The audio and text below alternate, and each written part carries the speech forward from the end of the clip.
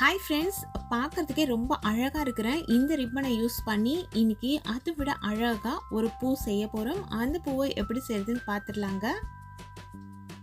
இந்த ரிப்பனோட அகலம் 2.5 சென்டிமீட்டர் இருக்கும். இந்த ரிப்பனோட பேர் ஆர்கன்சா ரிப்பன். டிரான்ஸ்பரண்ட்டாக ஷைனிங்காக இருக்க பாருங்க. இதுலேயே இதை விட அகலமான ரிப்பனும் இருக்குது, இதை விட மெல்லிசான ரிப்பனும் இருக்குது. அகலம் எந்த அளவு உங்களுக்கு தேவை அப்படின்றதுக்கு ஏற்ற மாதிரி நீங்கள் ரிப்பன் வாங்கிக்கோங்க. சாட்டின் ரிப்பனை விட இந்த ரிப்பன் கொஞ்சம் விலை அதிகம். பார்க்கறதுக்கும் அந்த மெட்டீரியல் ஷைனிங், அந்த லுக் எல்லாமே ரிச்சாக இருக்கும் உங்களுக்கு.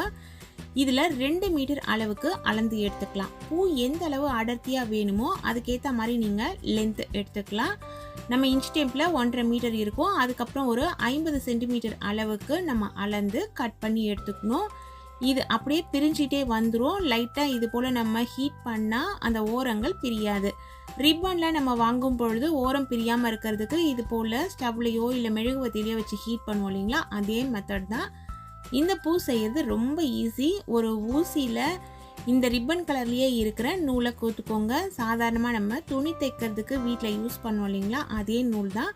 மெல்லிசான ஊசி யூஸ் பண்ணிக்கோங்க, ரொம்ப திக்கான ஊசி வேணாம். அதில் இதே போல் ஓட்டு தையல் போடணும். ஓட்டு தையல்னால் இந்த ஊசியை நம்ம விட்டு விட்டு இழுத்து இழுத்து போடுவோம் இல்லைங்களா, அதுதான். கரெக்டான அளவில் இருக்கணும் அப்படின்றது கிடையாது. ஃபுல்லாக அந்த 2 மீட்டரையும் ஓட்டு தையலையே போட்டு இது போல் டைட்டாக சுருக்கி எடுத்துக்கோங்க. எந்த அளவு டைட்டாக சுருக்க முடியுமோ அந்தளவு சுருக்கிக்கோங்க. இப்போ இது லைட்டாக முறுக்கிக்கிட்டு இருக்கும். அந்த முறுக்கலெல்லாம் நம்ம எடுத்துடணும். அந்த சென்டரில் இதே போல் நம்ம அளவு நமக்கு வரணும், முறுக்கிட்டு இருக்கக்கூடாது. எப்படி எந்த சைடு நம்ம ஓட்டு தையல் போட்டோமோ அதுதான் நமக்கு சென்டரில் வரணும். அதுக்கேற்ற மாதிரி முறுக்கு எல்லாத்தையுமே எடுத்துட்டு டைட் பண்ணி கல்முடி போட்டு நம்ம கட்டிக்கணும். கட்டும் பொழுது கொஞ்சம் நல்லா டைட்டாக இழுத்து கட்டுங்க, ஏன்னா அதுவே கொஞ்சம் லூஸ் ஆகிடும். அப்போ தான் பார்க்குறதுக்கு பூ நல்லா அழகாக இருக்கும், நமக்கு அடர்த்தியாக தெரியும்.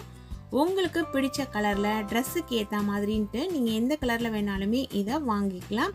இதை நீங்கள் ட்ரெஸ்ஸில் வச்சு தைச்சிக்கலாம், கிளிப்ஸில் வச்சுக்கலாம். உங்களுக்கு எது இஷ்டமோ அதில் வச்சு நீங்கள் டெக்கரேட் பண்ணிக்கலாம். நம்ம கிஃப்ட் பேக்கிங் கொடுக்குறோன்னும் போது அந்த பாக்ஸ் மேலே ஒட்டி கூட நம்ம கொடுக்கலாம்.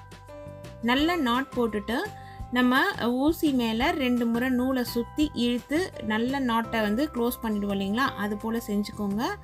அதுக்கப்புறம் அடர்த்தியாக இது போல் நமக்கு பூ கிடைக்கும். இந்த பெட்டல்ஸ் எல்லாம் லைட்டாக அட்ஜஸ்ட் பண்ணி விட்டிங்கன்னா சென்டரில் நமக்கு இது மாதிரி ஒரு லைட்டாக ஓட்டை தெரியும்.